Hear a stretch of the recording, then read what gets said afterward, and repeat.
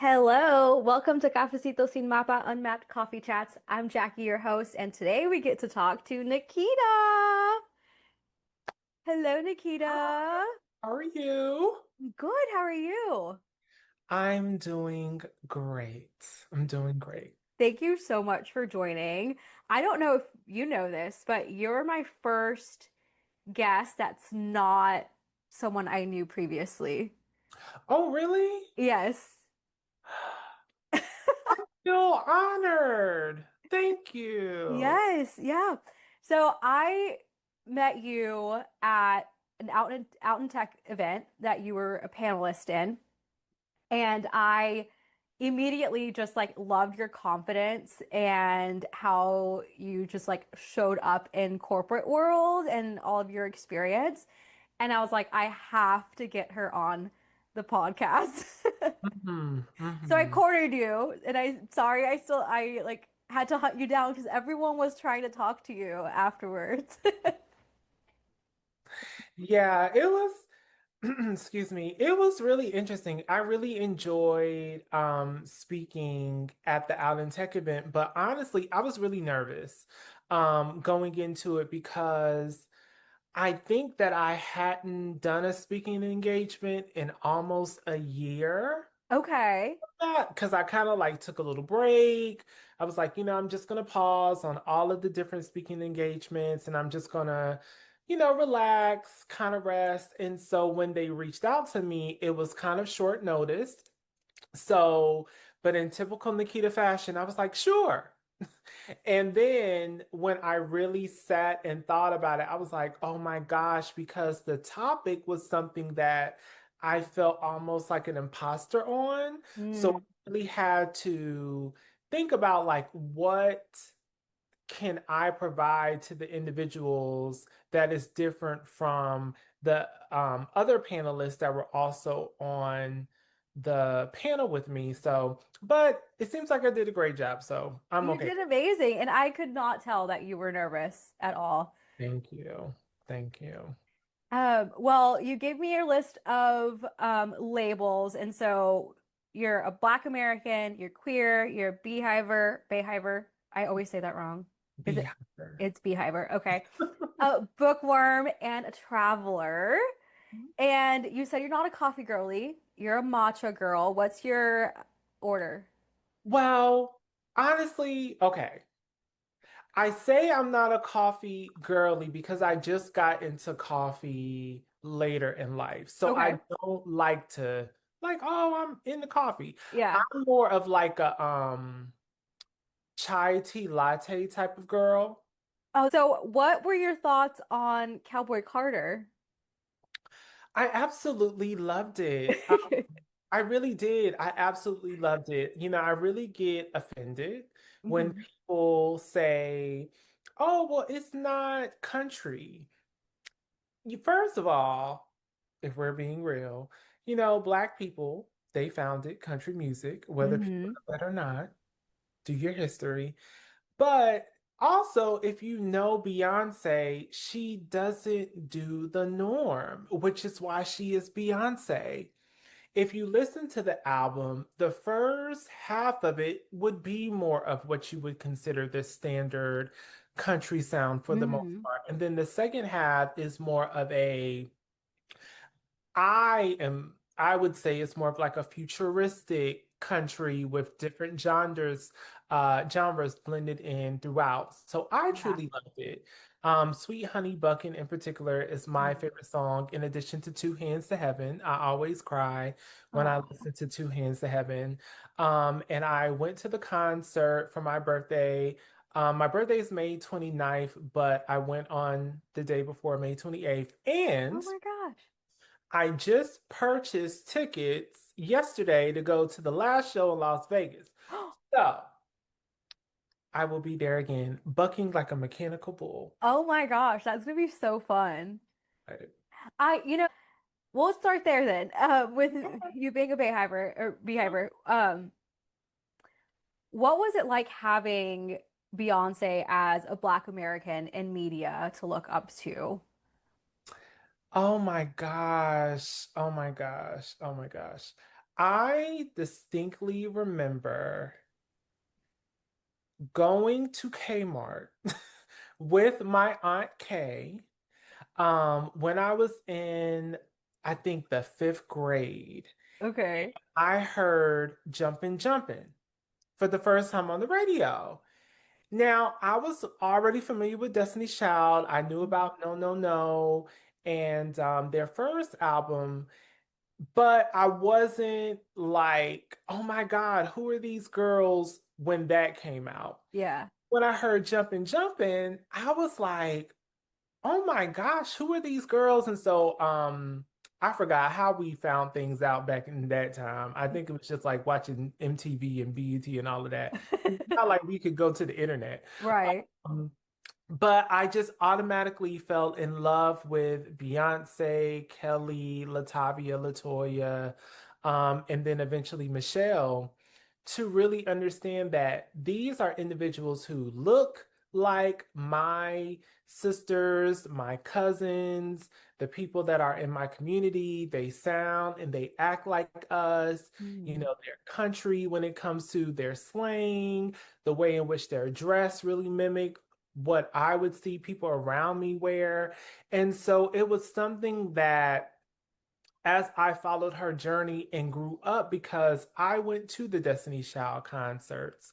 I went to when Beyonce went solo, I went to her concerts. I supported all of her endeavors. So to see how she has gone from where she started to where she is now really is a constant reminder that I am my own competitor. Hmm. It's not anyone else, it is me. And I often tend to downplay or belittle a lot of my achievements because I'm like, oh, well, it's really not a big deal. And there's always something better. But then when I get to that something better, I'm like, well, there's something better than that. But, I'm Yeah. trying to really sit in the moment and recognize that every step forward is progress and it is a place that is further than what I was in the past. And so it is actually an achievement and it's something that should definitely be celebrated by me, if nobody else. Absolutely. I feel like that was a realization I had recently in therapy, actually. Uh, my therapist was like, "Hold on, you moved the goalpost on yourself." Mm. Oh, And that's wow. kind of what came to mind when you were just speaking because I do the same thing. I might have a goal and I achieve it, but I'm like, "Oh, I should have done it this way or I could have done it this other way." And it takes away from the celebration part of like I accomplished what I set out to accomplish. You still did it. It still deserves celebration, but you're taking it away by changing the goalposts. That really resonates with me. And I'm glad that you said that because I too am in therapy and I absolutely love my therapist. And just to hear you say it in that way is like, it really speaks to me because I do move the goalposts. I just accepted a role um, a couple of weeks after you met Yeah. me because I have been interviewing and things of that nature. And so I'm kind of in the process of getting my place together because I'm moving and all of this good stuff. Um, and I remember I called my cousin who has been support for me as I was going through that long, tedious interview process. And I said, oh my God, I got the job, but I didn't get it for the role that I wanted because with that particular company, it's a situation of, I don't want to say it's like a first come, first serve, Hmm. but they went through the process with somebody else first. So that individual got the offer, got extended an offer for the role that I had applied for. Gotcha. Because I also did great, it's like, okay, well, now you're in the system. We just Hmm. have to find you a team. And I didn't really hear that because I was like, damn it. You didn't get the job, is Yeah, what I didn't you're get the job. hearing. Like I didn't get the job. Like I don't have no papers. I have nothing right now. I just have, oh, they're gonna, extend the offer. But I'm like, okay, that doesn't mean anything to me at the moment. But everything has progressed. And so now that I am further along in the process and I'll be starting in a couple of weeks, I'm kind of like, once again, you're robbing yourself of having that joy because, girl, at the end of the day, you have been working on this since April, this Yeah. role, and you got an offer in June. That's a long time. And everything that you have gone through, this has been the most complex, most intensive interview process I've ever gone through. Like, pat yourself on the back because you did it. Yeah. So, yeah, I get what you're saying about moving the goalposts. Congratulations on getting the job. Thank you. Thank That's you. so exciting. And yeah, pat yourself on the back. You did that. Thank you. I did. I did. I did. And I'm glad about it. I love that. And so you said you're moving. Are you moving cities or just No, I'm or moving. get into, let's go back into you being Black American. You said you travel a lot. Have you felt like you had to present differently when you travel, or have you always just felt comfortable in your Blackness when comes to being abroad? I've always felt, I've always, no, let me rephrase that. Um, I've never felt like I had to change the way in which I presented myself. Because at the end of the day, this is just who I am, and I want to do whatever makes me comfortable, but I have felt uncomfortable Hmm. as a result of my blackness in certain spaces. So I tell people something that happened. Um, I used to love Germany, and I still do to an extent. Hmm. Um, I visit there before I transition, and when I went there, I always had a great time. I love the people, the Hmm. food, the experiences, all that good stuff.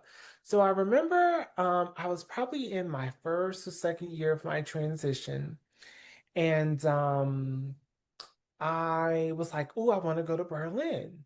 So I went back. I was like, oh, I'm so excited. I've been here 3 times. I know fourth time is going to be great as well. And it wasn't. It wasn't. It was not at all. And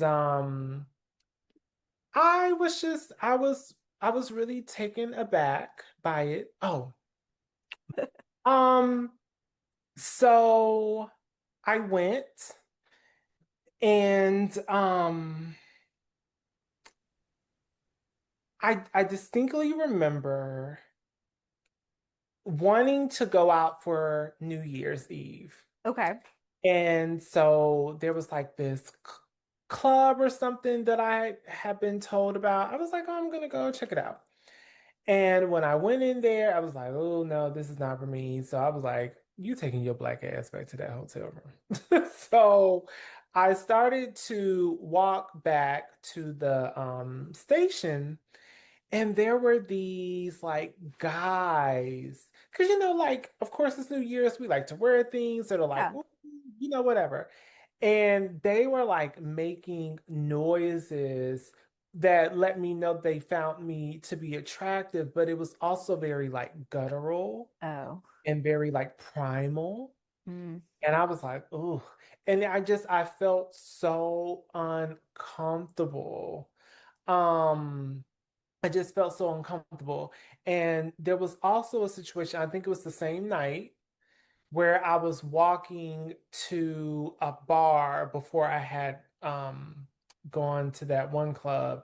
And I could have sworn a man called me the N word followed by the B word. Like, Uh-uh. "Hmm." And I was so taken aback. And then there was another situation where there's this mall that I love to go to. Always went to that mall. Mm. Always. And there was like a perfume that I was looking for.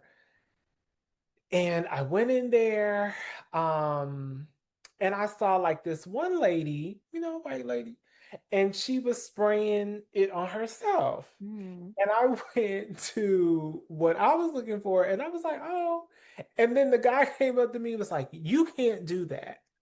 And I was like, well, I saw the other lady. He was like, no, but you can't do that. Uh-uh. Oh. And so I left. And so it really, I say all of this to say that when I really was able to sit back and reflect on it, I was like, I see the privilege that I had as a male. Mm. Though, I was very effeminate, and things of that nature, but I was able to notice the privilege that I had as a male. Whereas in navigating this world as a woman, I'm like, especially a black woman, I'm like, not so much. And that was it was eye-opening. It affirmed what a lot of my friends would tell me, Mm. but it was also very hurtful. Wow. So the fact that you're Black American, you saw more change from being a man into a woman versus the impact of you being a Black person. Hmm. Wow. Yes, and I still deal with that to this day. I tell people all the time, if you knew me growing up and back then, you would know this what you see now has just always been me. Hmm. Um, and when I decided that I was fully transitioning, all of that, and I told my friends and my family members, it was so wild how many of them were like, well, we already saw you like that anyway. So this is not like a big shock for us. Uh-huh. We we already viewed you as a woman just because of how you were growing up. So it only makes sense that this is Interesting. the progression. And that really that it wowed me, but it also made me feel good because Yeah. it just goes to show like this has just always been who I was. It's naturally me. Yeah. Um But even growing up and navigating the world, I never really felt that I was going to be harmed. I never Mm. felt like I was in danger or anything as an effeminate Black gay male. Mm. But the moment I started to transition and I started to be on men's radar because they found me to Mm. be attractive is where I started like becoming really nervous. So I like to be home now by 9, 10 at the latest. If I'm going to be out, going to clubs, I like to make sure that my friends understand I'm going to be staying with you because I'm not going home Hmm. 1, 2 o'clock in the morning, Yeah. especially here in New York. Um, I make sure that I'm very well aware of my surroundings. Um, I now to the point I hate that I have to do it, but if a man wants to come up and speak to me, I just give him my information as far as like a number. He, oh, I don't care if I find him attractive or not. Oh, you want my number? Oh, sure, here you go, and get up out. Because like I just want to leave. I just want to get out of that situation. It's so uncomfortable for me Yeah. because I'm an introvert, and 9 times out of 10, I just want to be left the hell alone. Yeah. So, but I've just noticed that a lot of men, they really do feel, or excuse me, let me take that back. Not a lot of men, the ones that have come up to me Mm. have felt as if they were owed my time Mm-hmm. because they came up and spoke to me. So you better speak to me back. And I don't like that. No. And it's crazy that as women, we always have to be on. Like I feel like anytime I step out of my apartment, as much as I like to think I'm just like not aware of my surroundings, I'm still clocking the people that are walking beside me. I'm Mhm. still aware of like, okay, that person looks sus, let me move. And most people wouldn't think twice about getting on the subway after going out for drinks or whatever. And I'm like, well, I guess I have to call a cab because I'm not going to go down to the subway at midnight by myself. Like, Mhm. you just can't do those things. You can't. So, besides, or I guess, let me reframe that. So, you've had a lot of realization of just like how people perceive women and how targeted we are, I think, just from these men that feel they're entitled to your time and your space. Is there anything else that was shocking to you when transitioning that just really stood out? I think I think just the body changes. Uh-huh. And hormonal changes and things of that nature. Like, I cry a lot now, and not necessarily in a bad way, Yeah. but it's like I'm more emotional. I'm Hmm. very much more empathetic. Like, I used to look at my girlfriends like they were crazy when they would just cry watching a movie. Yeah. Like, really, girl? You know, and they'd be like, oh, Nikita, like, you don't get it, yada, yada, yada. And I have found myself doing the same when I'm watching movies now. It's so, and I'm like bawling. Uh, Um, Also, just realizing that I did not know as much as I thought I did mm, about being a woman in just so many different aspects and ways. So it's like I tell people, well, people get a little shocked when they hear that I'm still kind of new in my transition.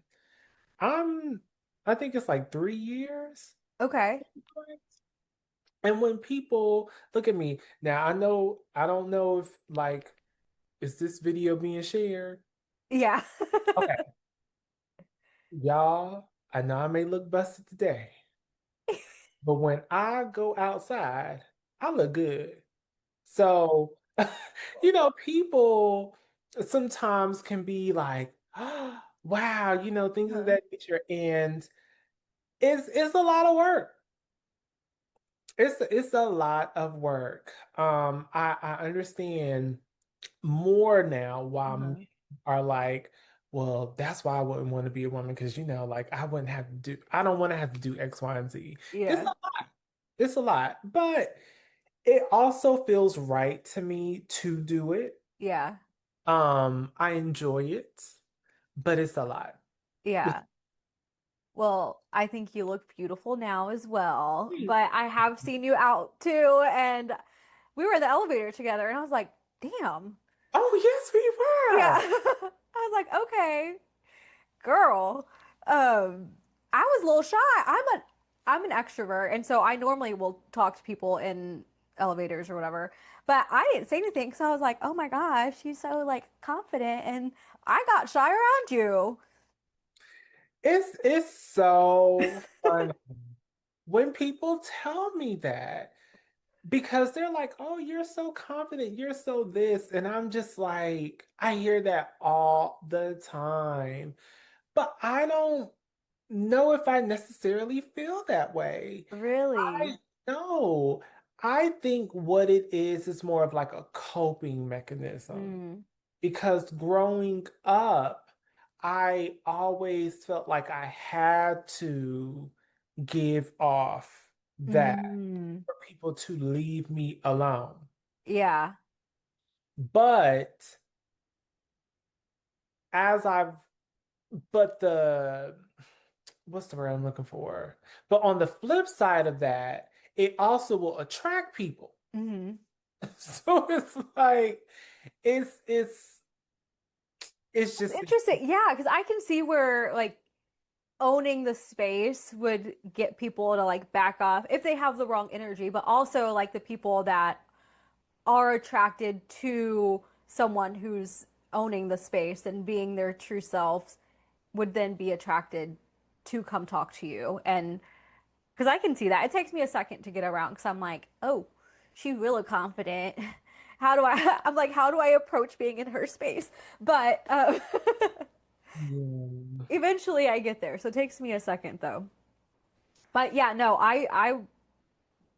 the way I saw you in the elevator, not having said a word or known anything about you, I just thought you were very confident, you were owning your space, and I could just, your energy, I could just feel the energy of someone that's very comfortable being themselves is what I was getting from you.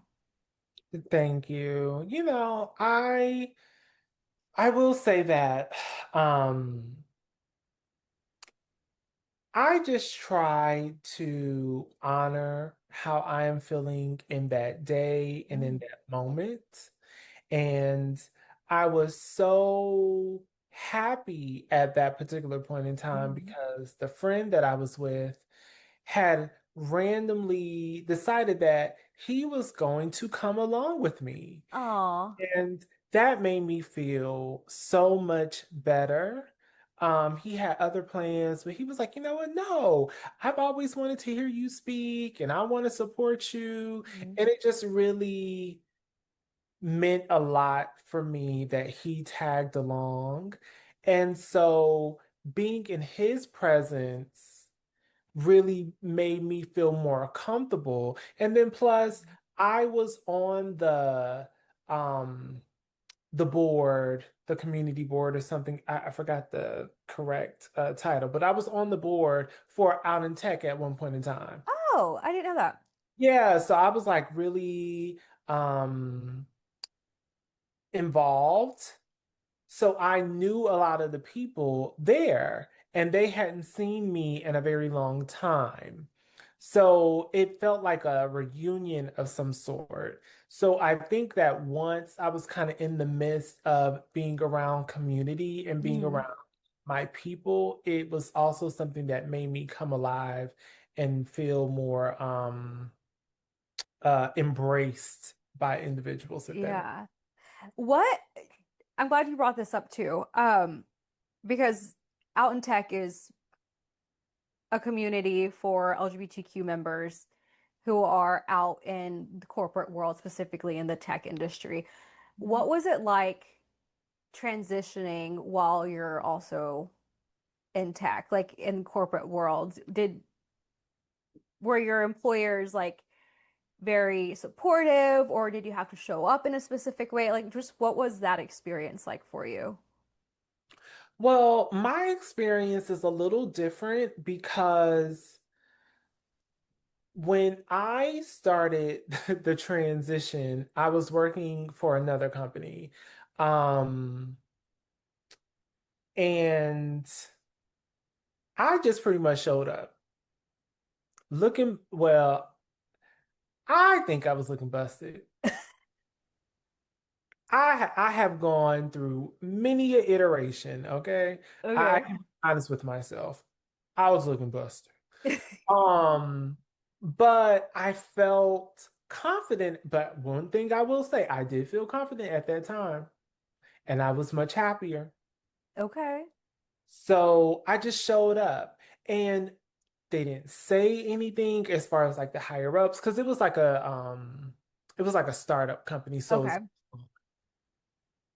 But what it did was it helped me to feel things out, fill out people's response to it. I remember I told the team on Slack, like, hey, this is the pronouns that need to be used. I never had to change my name because my name since birth was Nikita. So Oh, I thank my mom for that. Things were just like I said, it was just easy. It was just little small things. yeah. And I always felt welcome. I never had any problems. I have had a smooth transition. I really haven't had issues. And then when I started working for Ally, they knew me as Nikita the woman. Mm, And that's just what it was. Like, I don't really, I, in the beginning of my transition, I used to talk about it all the time. mm, Um, Now, not so much because I'm coming to realize that I don't like to talk about it as much as I used to. mm, Um, and it's not due to like being ashamed or anything of that nature. It's just like I am so much more than just that identity. And like I will speak on it when I feel like it makes sense. yeah. But for the most part, it's not like, oh, hi, I'm Nikita and I'm this. Yeah. It's just like I'll say what I gotta say, then I keep it pushing. Mm, But I never really had that much of a problem. People have always been accepting work-wise, because once again, I presented myself from the jump from my new job mm, onward. This is what it is, and this is how you this is what it is. And so they're like, I'm pretty sure there's many a people at my old job that's like, they probably don't even know. yeah. Oh my gosh. You said that at the beginning, though looking back now, you think you look busted. I'm sure you didn't, but but you said that was also when you were very confident, and this was at the beginning. What, where do you think that confidence came from? I think that confidence really came from, are you speaking, let me make sure I'm understanding. Are you asking specifically during that time During or that time? Yeah. okay. Um I think it came from the fact that it is done. Mm, I am doing it, and there is no going back. So you have to be confident, or else you are going to be eaten alive. mm, And I will never forget the first day because it was March 1st. okay. I will always remember that. That's when I took my first pill. It was March 1st. And I remember doing research leading up to that point of like, well, how are you going to do social inclusion? Are you going to like go full blown? Are you going to like do piecemeal it? Mm, I went full blown. I remember I put on some workout pants. I think I even wore this. I did wear this. Um, and my hair, I have a lot of hair. It's just braided down right now. But I have a lot of hair, and so my hair was like a fro. aw. And so I had that and it was colored and all of that good stuff. And I went to Old Navy. And I was like, let me see how I fare Mm, in public, because that is going to be a test on if you're doing it right, if you're on the right path or if you need to make a change mm. in how you present yourself. And I remember I went there and one of the workers came up to me and was like, hi, ma'am, may I help you? And I remember I was like, are you talking to me? And she was like, yeah. And I was like, oh, well, Yeah, like, cause I had to remember, like, well, girl, hey. So Yeah. I always still laugh and joke a little bit when people call me ma'am and things of that nature. Not because I don't believe it. It's just it makes me laugh because once again, I'm a former teacher. So I'm used to being called Mr. and Sir Mm. and all of that. And even though that never resonated with me, um, it still makes me laugh to an extent. But I knew that in order to be secure within myself, I had to be confident. I had to at least give off, even if it was faux confidence, Yeah.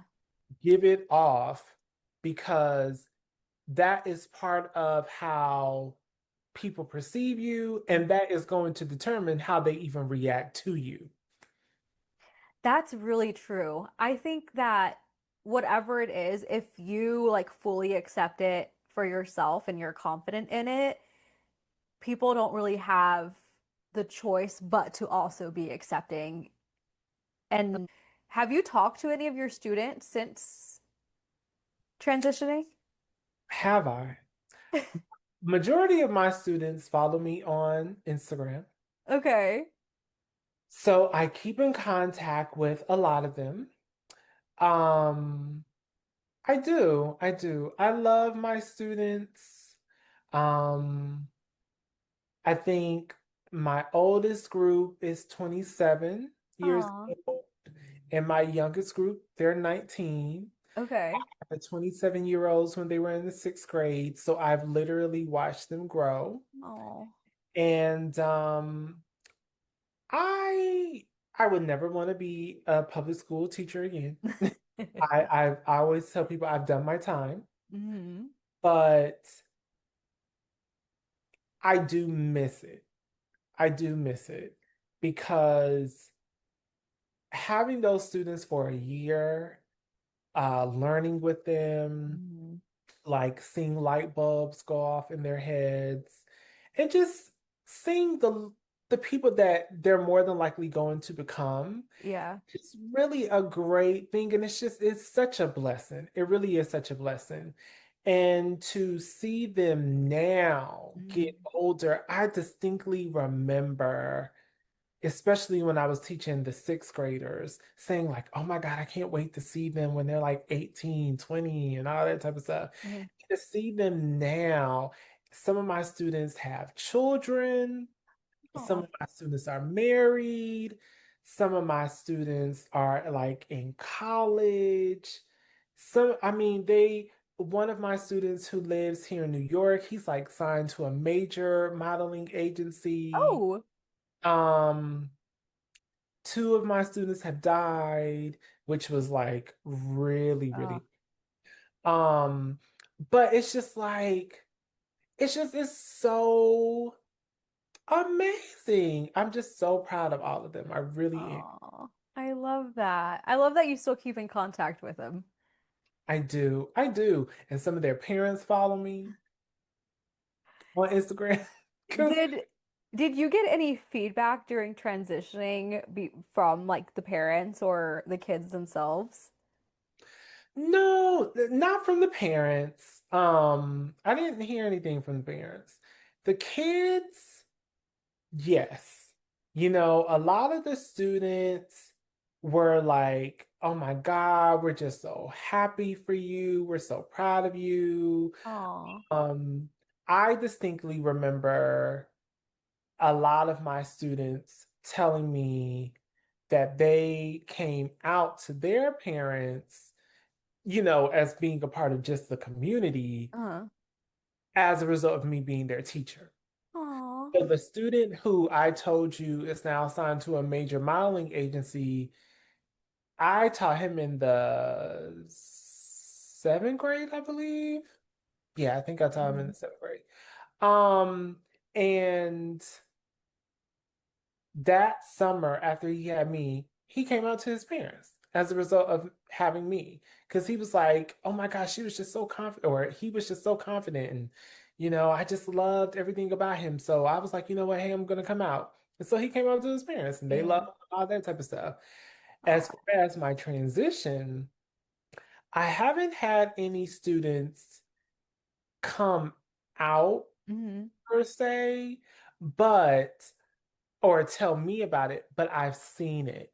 Mm. I have students where I know that they're transitioning. Yeah. And I'm not saying it's because of me. But I will say that I think in seeing me, Mm-hmm. it makes them feel better Yeah. because I am someone where I'm living for myself, but I'm not going to act as if I'm not trying to stick it to people who growing up really thought that I wasn't going to go far, Mm-hmm. or they maybe thought that I had too big of dreams. And even, some family members, who it was like, well, nobody's really going to hire you because you're X, Y, and Z. Mm-hmm. And I'm like, I am a Black trans woman working in corporate America.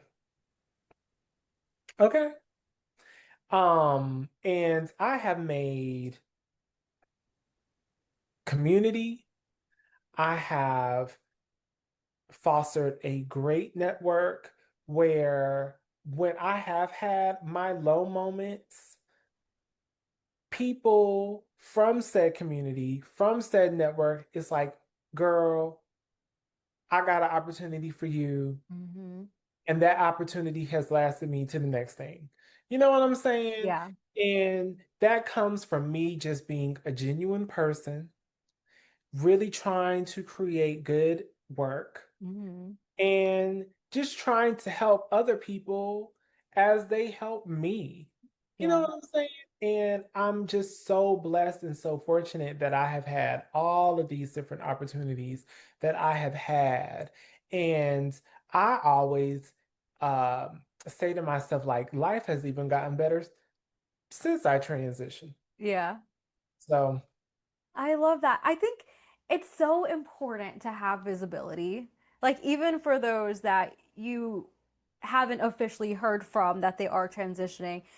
mhm. And I don't think it's, oh, because you did it, I'm doing it. But there's someone it makes it a possibility for a lot of people to It's just somebody see they truly someone there. know. Yes. What I'm saying, it's somebody that they truly know. Like, I know her. Yep. That was my teacher. I knew her when she was X, Y, and Z. Yeah. And I've been following her because I told my kids, like, I'm not allowing you to follow me until you graduate and you're 18. Okay? That's number one. When you turn 18 and you graduate and you walk that stage, okay, then send me a friend request. And if I rock with you like that, I'm a accept. If I don't, I'm blocking you. And I have blocked some of them kids. I ain't gonna lie. Oh, Like, I wish you well, but we ain't rocking like but that. yeah. So it's like to see so much. I distinctly remember I was talking to one of my former colleagues. This was at the last school I was at. And the kids had not graduated yet. I think they were like maybe in 11th grade or something like that. And word began to get around in that group that like I had transitioned. And she was like, the kids would come up to her and say, "Oh my God, like she looks so good. Aw. This and this and that and this and all that type of stuff." And it just like to hear that, I was like, you know what? I love them kids Yeah. because it just goes to show that if you're a good person, your people will find you. Yeah. They really will. They really will. And it's a lot of times not the people you think it's going to be. Right. It really is. I have learned that. It really is. It's some of the quietest people that you would never think because they don't really Mhm. say much. They don't really act a particular way, but they are the ones that will continuously check in on you. They're the Yeah. ones that seem like they genuinely care, whereas the ones that you would think they would really be rooting for you, those are the ones that are like, no. Yeah. Yeah. Mhm. Did you have anybody that you kind of grounded yourself in during your transition? Like, did you have somebody in your community that you looked up to or that were following while they were transitioning or while they were also, no? No, I didn't really have anybody in community. And when I say in community, I am referring to someone I actually know. Okay. So, no. But was there someone that I looked at their journey and Hmm. aspired at one point to follow in their footsteps? Yes. And that person is Janet Mock. Um, Okay. she is a Black trans woman. She is an author and she was a writer and director for the series Pose. Okay. And I will never forget, I have met her several times throughout the past couple of years.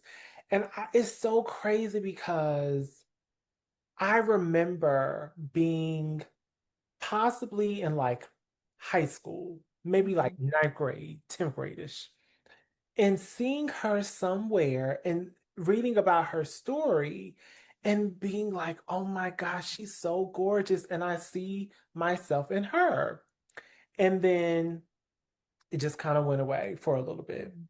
And then she had a show briefly on MSNBC. Okay. And then she started getting more uh, getting more hits due to the show Pose coming on. And I remember I got a chance to introduce her for, I think it was like, was it the LGBTQ Center in LA? It was either for that or for GLAAD. It was for something in Los Angeles. Okay. And I was a volunteer. They were like, well, who wants to do what? I was like, I want Jen and Mott. I want Jen and Mott. So they was like, okay, you have it. I didn't think she was coming because she was a little late, right? It's like, damn, why is it that my person ain't here? Now, mind you, everybody else course started, right? Uh-huh. It's like, man, she ends up coming in late. I got so happy. Now, mind you, this is pre-transition. I was so happy. I got a chance to introduce her. She was like, oh my God, you did such a great job. She has signed Oh. my books. Like, I've met her maybe like three, four times. And so when I started going through my transition, and my family would be like, well, what is the end result? Because once again, my family being from the South, you gotta, I had to remember, they don't know any trans people. And I'll say this to anybody who's trans that's listening or watching. Give your family grace and be empathetic because you have to remember that they may not know anyone from our community. And so the only references that they know are from what they show on TV. And we know that what they show on TV, especially in the past, not necessarily now, Yeah. but in the past, they were more caricatures. They were stereotypical of what they believe all trans women to be. And we know that we are not a monolith. So we all have different variations of experiences and things of that nature. And so my family, they just thought I was going to come out looking so different. And I remember I showed them Janet. Mine is like, hey, this is what I am aspiring to be. I Mhm. wouldn't say that anymore because that was toward the beginning of my journey. I Yeah. realized that I want to aspire to be Nikita. Yeah. But that Janet was a great help to even just get me there. I love that. You also said you were a bookworm, so this is a great transition into that. What are you reading right now? Oh my God. I am reading UX GPT.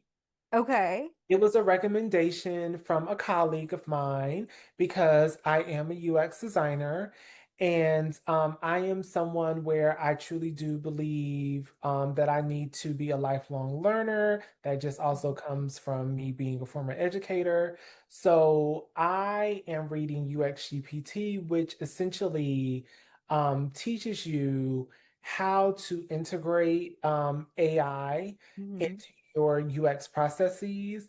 Now, I have my own moral considerations when it comes to AI, but I also understand that living in the world that we live in, which is very capitalistic, and if you don't, jump on the wave, sometimes you'll get left behind. Yep. It really feels as if like AI is not going anywhere in tech.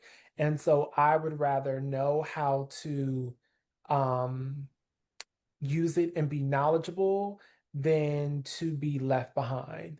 So I am learning that. And then I'm also reading these two books as well. One, I'm rereading this one. It's basically a whole bunch of essays. It's so funny. I read this like 2 years ago, but I'm rereading it. It's funny. And then I'm also reading this one, A Reimagining Okay. of Our Own. I started it, but I need to restart it. I didn't get far because it's one of those where there's a lot of exercises. Mm. It's like, girl, I don't have time to be thinking this deep right now. Yeah. I'm getting back into it because I am in the process of self-reflection, especially as I do begin to move to Minnesota. And I feel like I'm starting a new phase of my life. Yeah. I want to have a child by 42. So I'm thinking about that. I want to get a doggy. I, you know, I understand that I'm getting older. I know that I may still look and feel young, but I'm not. So I'm still young, but I'm Yeah. like, baby, you need to like figure some stuff out. So you need to start. Yeah. When do you move? Literally, so I'll say this. July 25th, Friday, July 25th. Um, and I start the job on July 28th. So I literally don't have, Oh my gosh. yeah, That's crazy. it is. It is. That's But like tomorrow. it is. And it's like I'm so excited. I'm so excited. I can't wait to announce what it is and all of that good stuff. Like I'm really excited. I feel like this is what it is supposed to be. It feels Mhm. aligned, and I'm going to ride it till the wheels fall off. I'm so excited for this journey for you. Me too. I can't wait to follow and see what Minnesota really does for you. I feel like I have a lot of coworkers out there, and they're always talking about how diverse Minneapolis is. Well, that's where I'm going. I'm going to Minneapolis, Minnesota. Um, and that made me really, really happy Yeah. because I think the other option, it wasn't as diverse. Uh-huh. And coming from New York and even living in DC and living in, LA, I'm like, I've lived in all of these places that were, for the most part, diverse. Yeah. And, the other option that I was looking at the time, it was like it was not diverse. Yeah. So Minneapolis really makes me feel like, okay, I'm a little bit, I'll be around people who look like me. Yeah. And even then I want to be around other people who have different cultures. And Mhm. I like stuff like that. I don't want Yeah. to be around the same type of people all the time. Right. No, I keep hearing that it's very diverse. I actually think my coworker said that there's quite a bit of like Indian population there. And so like the Indian food's delicious in Minneapolis. Oh, good to know. Yeah. Oh, that is so Mhm. good to know. I'm honestly, I'm really excited. I know one person from there, but he now lives in LA. He was like, "You're gonna love it." I have a former colleague from Ally who lives Mhm. there. So it's like, even while he's not family, like blood Yeah, family, I feel much better knowing that I'm going there, at least knowing somebody. someone. Yeah. Oh, Mhm. that's so exciting. I'm excited. Well, I think we've covered all of your labels and identities. I think my biggest takeaway from talking to you today is really just like owning your truth and letting that speak for itself. But what would you think, or what do you want listeners and people watching, what do you want their takeaway to be from hearing this conversation today? Well, understanding that it is okay if your path is not linear. I think that we often can beat ourselves up if we don't reach particular milestones at a particular age. Hmm. As a millennial, I think that that is even worse for us because we were sold a promise and we were told that we needed to achieve X, Y, and Z Yeah. for a particular time. And I think that a lot of us are realizing that that was a bunch of bullshit. And, unfortunately, that is not something that we are currently experiencing. So Mhm. we are shifting.